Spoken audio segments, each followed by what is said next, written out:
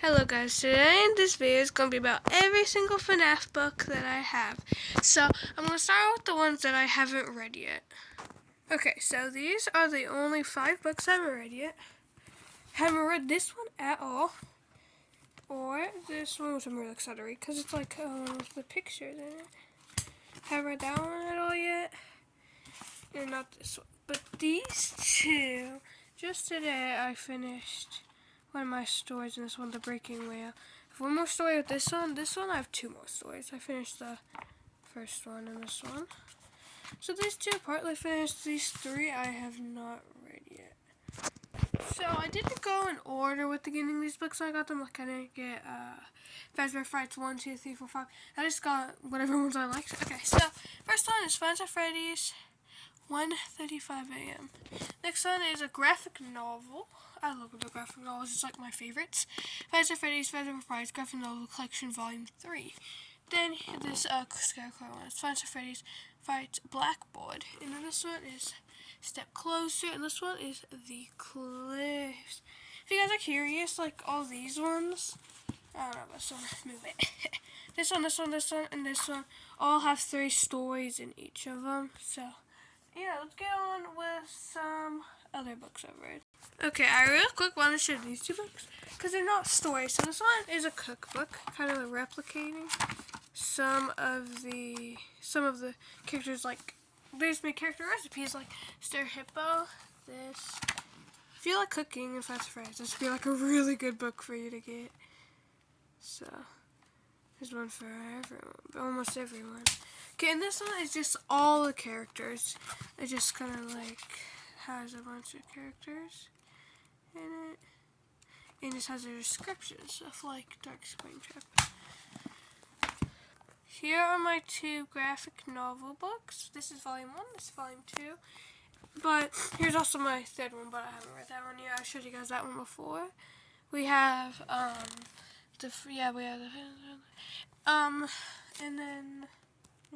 and then here are the main 3 books. We have The Silver Eyes, The Fourth Closet, and The Twisted Ones. They're like the main 3. I don't know what order they go in, but all I know is that they're the main 3 ones. I've read each and every one of them. Okay, these 2. We have Bunny Call and Prankster. I've read both of these, every single one in this. And I really like Bunny Call. Bunny Call was actually like a pretty scary book, in which also, I have to grab real quick. There's going to be some pictures on this, so yeah, I'm excited to read that one. Okay, and that's what I'll show you guys. These here are all the books that I've read before. Hey, here, that's what I'll show you guys. I've read all these before. These 2 are the books that I'm on. I have no clue why I was just on one book and just started another one. But these 2 I'm on, and then these 3 are ones that I have never read before. I'm really excited to read them though, cause yeah. So now I'm going to just read the back descriptions.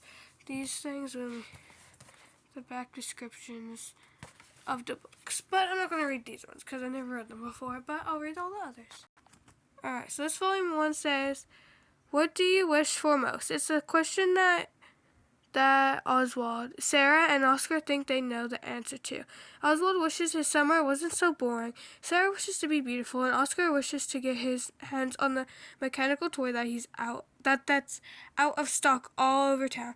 But in the twisted world of Five Nights at Freddy's, their heart's deepest desires have an unexpected cost.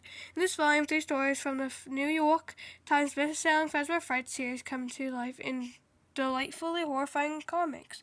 Readers beware. This collection of terrifying tales is enough to unsettle even the most hardened Fazbear Freddy's fans. So this is just the back here.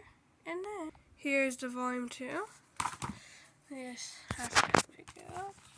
Okay, this one says the bottom is the back. And this bottom is the back same, so I'm not going to read it.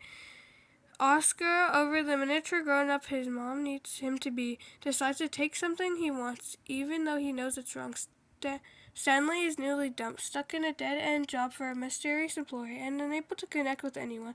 And Devin, abandoned by his dad and ignored by his mom, can't understand why love and friendship come so easily to everyone except him. Unfortunately, in the callous world of Fast and Freddy's, it's always in the depths of loneliness when evil creeps in. is this? Here we have the twisted ones. Oh, that's cool. It just glows. Alright. The twisted one says, It's been a year since the horrific events at Freddy Fazbear's Pizza, and Charlie's just trying to move on. Even with the excitement of a new school and a fresh start, she's still haunted by nightmares of a mass murder and 4 gruesome animatronic puppets. Charlie thinks her ordeal is over, but when a series of bodies are discovered near her school, bearing sounds that are disturbingly familiar, she finds herself drawn back into the world of her father's frightening creation. Something twisted is haunting Charlie, and this time, if it finds her, it's not letting her go. Is this one? Here we have the silver eyes. This one says, 10 years after the horrific murders of Freddy Fazbear's Pizza that ripped their town apart, Charlie, whose father owned the restaurant, and her childhood friends reunite on the anniversary of the tragedy and find themselves at the old pizza place, which had been locked up and abandoned for years. After they discover a way inside, they realize that things are not as they used to be. The 4 adult-sized animatronic mascots that once entered patrons have changed. They now have a dark secret and a murderous agenda. Agenda. Sorry about that. Complete with the new information and tense. Terrifying illustrations. Fans won't want to miss their graphic novel adaptation by Scott Cawthon, Kira Breen Wesley, and Claudia Schrader. Sorry if I'm pronouncing that wrong. Whose stunning artwork has been featured in the games. Then we have the 4th closet. It says, what really happened to Charlie? It's the question that John can't seem to shake, along with the nightmare of Charlie's seeming death and miraculous reappearance. John just wants to forget the whole terrifying saga of Freddy Fazbear's Pizza, but the past isn't so eerily buried. Meanwhile, there's a new animatronic pizzeria opening in Hurricane, along with a new rush of kidnappings that feel all too familiar. Bound together by their childhood loss, John reluctantly teams up with Jessica, Marla, and Carlton to solve the case and find their missing children. Along the way, they unravel the twisted mystery of what really happened to Charlie and the haunting legacy of her father's creation. Okay, next we have Bunny Call. So this one says, when left in darkness, rage festers. Years of frustration with his family culminate in a lost house vacation for Bob, who plots a sinister prank to frighten his wife and kids.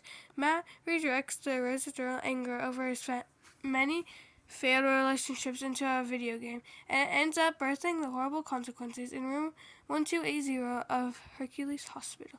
Something evil is keeping a man alive. A man with gruesome burns all over his body and iron will to live. Okay, the second story of this is, in this story... Oh, wait, never mind. I thought they would say a different story. It's just, the, other thing. Never mind. Alright, here we have the Plinkster. Standing up for yourself can be hard. Jeremiah decides he's done being the butt of his co-workers' jokes at their small game studio, jealous, counting the days until he can quit his family's garden center and hit the road to a new life. Amy, I think? A-I-M-E-E, I don't know. Finally works up the courage to ditch her loud-mouthed, annoying friend at Freddy Fazbear's Pizza. But when it comes to finance at Freddy's, even the most well-meaning actions can reap horrible consequences. Okay, here's these two, which I haven't finished yet. We're going to go ahead and do the Foxy one. It says, isolation can open a void. Pete lashes out at his younger brother in the wake of his parents' divorce, failing prey to a gruesome curse. Casey struggles with the length she's going to survive on the streets after stealing a pair of unusual novelty glasses. Samantha and her sister